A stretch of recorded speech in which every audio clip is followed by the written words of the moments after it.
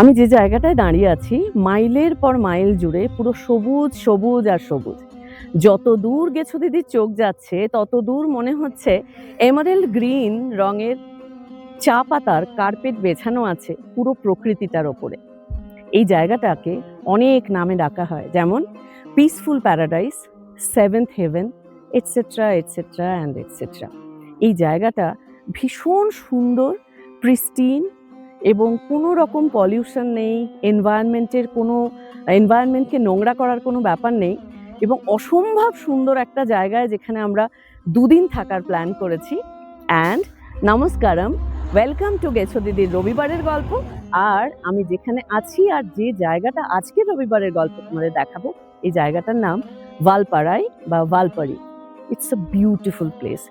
বিরাট কিছু এই দেখার আছে সেই দেখার আছে, nothing like that. You just have to feel the nature and it's so green, green and green. আমি মানে দেখতেই পাচ্ছি না এরকম কোনো জায়গা যেখানে সবুজ নেই। আই এম জাস্ট লাভিং ইট। তো আজকের রবিবারের গল্পে ভালপারাই তোমরা দেখো।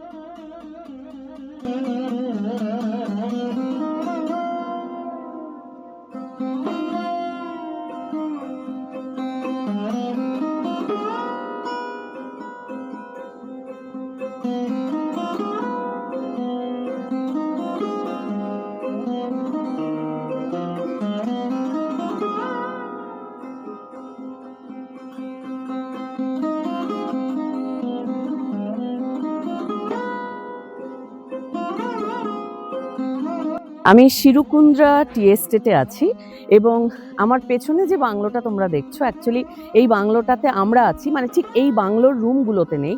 এটা একটা 1917 সালে কলোনিয়াল একটা বাংলো, সেটা বোঝাই যাচ্ছে টাইম ফ্রেমটা দেখে। তো শিরুকুন্দ্রা এই টি এস্টেটটা যখন তৈরি হয় তখন স্বাভাবিকভাবেই ম্যানেজার্স বাংলো হিসেবে এটা তৈরি হয়। আর এখানে অ্যাকোমোডেশন পাওয়া যায়। এখানে দু রকমের, এই শিরুকুন্দ্রা টি এস্টেটের বাংলোতে দু রকম অ্যাকোমোডেশন আছে। এই যে বাংলোটা দেখছো, এই বাংলোতে 3টে রুম আছে, সেগুলো স্বাভাবিকভাবেই হেরিটেজ রুম, এবং যত ফার্নিচার ভেতরে আছে সমস্ত সেই সেকেলে পুরনো কলোনিয়াল টাইমের ফার্নিচার, পুরনো ফার্নিচার। আর এই 3টে রুমে অ্যাকচুয়ালি আমরা যখন বুকিং করি এই 3টে রুমে তখন ফুল ছিল, তো আমরা এটাতে পাইনি। আমরা এটার এক্সটেনশন বলা যায়, অনেক পরে হয়েছে, ছোট ছোট উডেন লগ কেবিনস মতন আছে, সেখানে আমরা আছি। তো এইটা হচ্ছে আসল বাংলোটা, এবং তার ভিউটা বলাই বাহুল্য ভীষণ সুন্দর। এবং চা ফ্যাক্টরি তখন যারা মালিক ছিলেন বা যারা ম্যানেজাররা এখানে কাজ করতেন, তাদের they use to have a very luxurious life, but at the same time প্রচণ্ড একটা কষ্ট সহিষ্ণু জীবনও কিন্তু তাদের ছিল, কারণ কাজের ভার এবং কাজের নমুনাটা একদম চা বাগানের আলাদা থাকে, সেটা তোমরা অনেকেই জানো। বাট আমার খুব মজা লাগছে আর ভালো লাগছে যে 1917 সালের একটা অথেন্টিক টি বাংলোর সামনে আমি আছি, এবং এই প্রপার্টিতেই আমি আছি।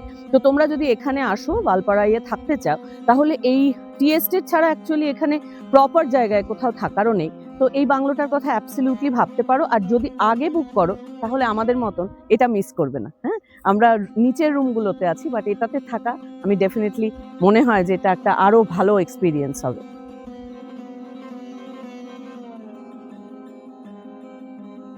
সুজয়দা সুকু যখন বুক করেছিল তখন আমার তো একটু ছবি দেখার অভ্যেস আছে যে কোথায় থাকছি আমরা, তখন এই বাংলোটা দেখিয়েছিল। তারপরে যখন আমরা আলটিমেটলি পৌঁছলাম তখন এই বাংলোটা দেখতে না পেয়ে একটুখানি হতাশই হয়েছিলাম।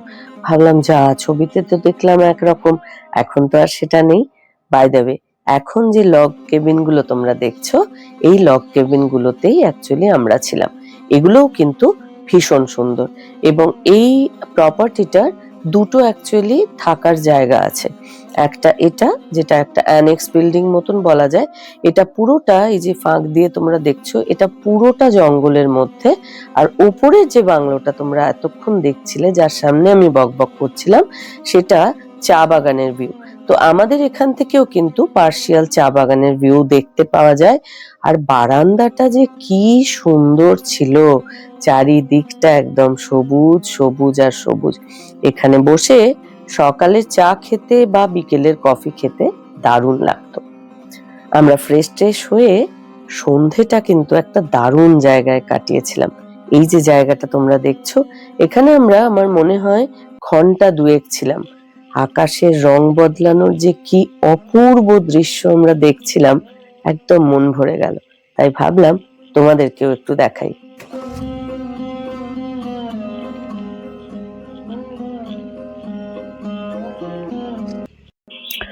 এখন সকাল 6টা মতন বাজে। ঠান্ডা খুব একটা নেই, কিন্তু জিপ সাফারিতে যাচ্ছি আমরা। আর jeep safari, open jeep safari হতে পারে এই ভয়ে যে 2-4টে জিনিস এনেছি আর কি, গরম জামা কাপড় চাপিয়ে ফেলেছি। টাইগার রিজার্ভের যে সাফারি হয় সেটা আমরা পাইনি, কিন্তু টি প্লান্টেশনের একটা কাইন্ড অফ ট্যুর হয়, জিপ ট্যুর হয়, সেটা আমরা নিচ্ছি এবং সেটা ওই 1-2 ঘন্টা মতন, 2-2.5 ঘন্টা।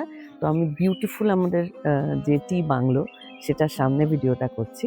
তো দেখা যাক কোনো ওয়াইল্ড লাইফ পাওয়া যায় কিনা, but I am not that interested in wild life, কারণ তাঁরা তো ইচ্ছে হলে দেখা যে দেবেন এরকম নয়, কিন্তু আমি শিওর যে ওটা একদম অফ রোডের মধ্যে দিয়ে হবে, ওটা বলছিলেন। তো আমি শিওর যে ল্যান্ডস্কেপ খুব সুন্দর হবে। তাই গেছো দিদি ইজ এক্সাইটেড। ক্যামেরার স্পিড বাড়িয়ে দিয়েছি বলে ভুলেও ভেবো না যে আসলে রাস্তাটা ঝাঁঝিরিক্কার ছিল না। যথেষ্ট ঝাঁঝিরিক্কার ছিল এবং আমাদের বুড়ো হাড়ে যথেষ্ট কষ্ট হয়েছে, কিন্তু বেড়াতে গিয়ে এরকম সুন্দর অভিজ্ঞতার জন্য একটু হাত পায়ে গায়ে ব্যথা তো হবেই, এ আর এমন বাড়াবাড়ি কি।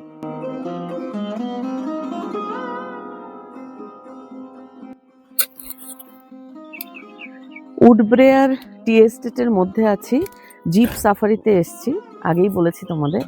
আর বাঙালি তো খেতে ভালোবাসে, তাই প্রকৃতি দেখুক আর প্রাকৃতিক জীবজন্তুই দেখুক, আলটিমেটলি কিরকম একটা খিদে খিদে পেয়েই যায় সবসময়।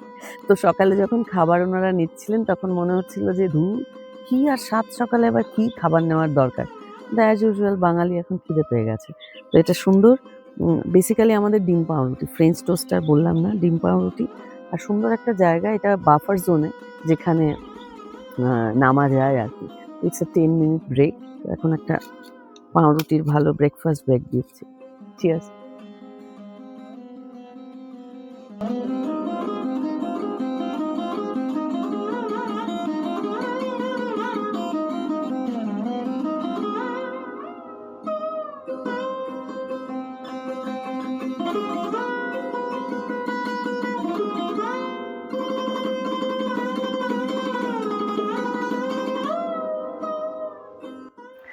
চা বাগানের ভেতরের ল্যান্ডস্কেপ গেছো দিদিকে সব সময় ভীষণ অ্যাট্রাক্ট করে। আমি একটা জিনিস বলি, তোমরা যদি জিম করবেট ন্যাশনাল পার্ক হয়তো অনেকে গেছো বা অনেকে যাওনি, বাকেট লিস্টে যদি থেকে থাকে জিম করবেট অবশ্যই একবার লাইফ টাইমে যাওয়া উচিত। অ্যাকচুয়ালি যে কোনো সাফারির, এটা একটা প্লান্টেশন সাফারি, তার ভেতরে কি কি জীবজন্তু দেখা গেল না গেল এটা তো একটা পার্ট, এটা একটা ভালোবাসার পার্ট। বাট আমার যেটা ভীষণ ভালো লাগে সেটা হচ্ছে যে কোনো সাফারির ভেতরে একটা অপূর্ব ল্যান্ডস্কেপ দেখা যায়, যেটা প্রচন্ড ইউনিক হয় এবং গেছো দিদির প্রচন্ড ভালো লাগে। ঠিক একটা ছোট্ট ঝর্ণা ওপর থেকে আমরা দেখছিলাম, এটা একটা হালকা ছোট্ট নদীর আকারে যে বয়ে চলেছে, এটা কিন্তু এই পুরো গ্রিনারিটাকে একটা বিউটিফুল টাচ দিয়েছে। আমার জিম করবেটের কথা মনে পড়ছিল ন্যাশনাল পার্কের, ওখানে ভেতরে যে নদীটা বয়ে চলেছে ওই নদীটার নাম হচ্ছে সার্পদুলি নদী, আমার এখনো মনে আছে। আর ওই নদীটা থাকার জন্য পুরো ল্যান্ডস্কেপের ক্যারেক্টারিস্টিক ফিচারটাই পুরো চেঞ্জ হয়ে যায়। তো আমার একদম এখন মনে হচ্ছে এই পুরো সবুজের মধ্যে এরকম একটা সুন্দর ছোট্ট জলস্রোত, ইটস সো বিউটিফুল।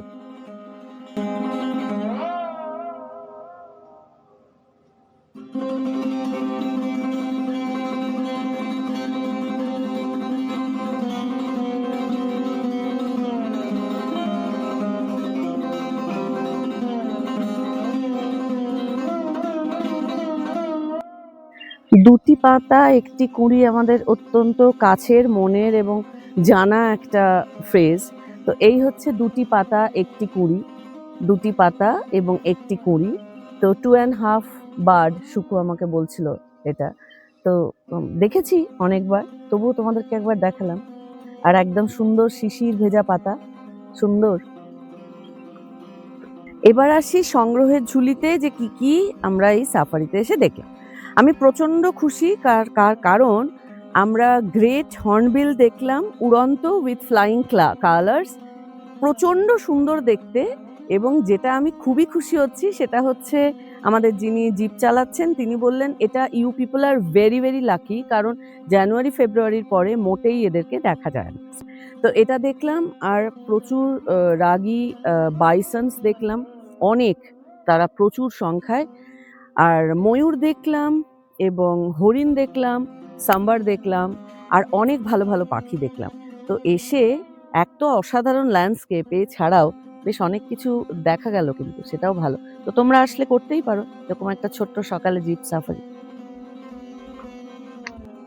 প্রাপ্তি হচ্ছে এই যে ব্লুবেরি, আর এই যে গাছ, আমি জীবনেও কোনোদিনও দেখিনি, এবং এরকম গাছ থেকে দাদা আমাদের পেড়ে দিলেন, মানে ভাবতেই পারছি না এরকম একটা অসাধারণ অভিজ্ঞতা হবে। এই যে প্রচুর ধরে আছে,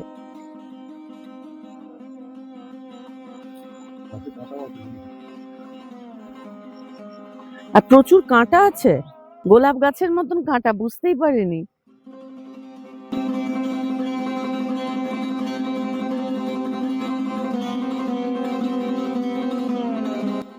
বাই দ্য ওয়ে, আজকে কিন্তু ভালপাড়ির আসল গল্প বলা হলো না।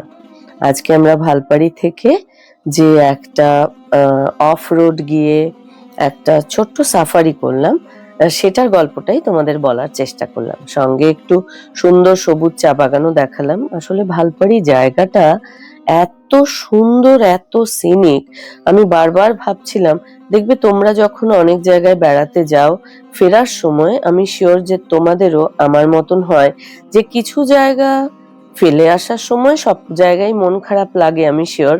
কারণ বেড়ানোটা তো একটা আলাদা রকমের ভালো লাগা, ভালোবাসার বিষয়।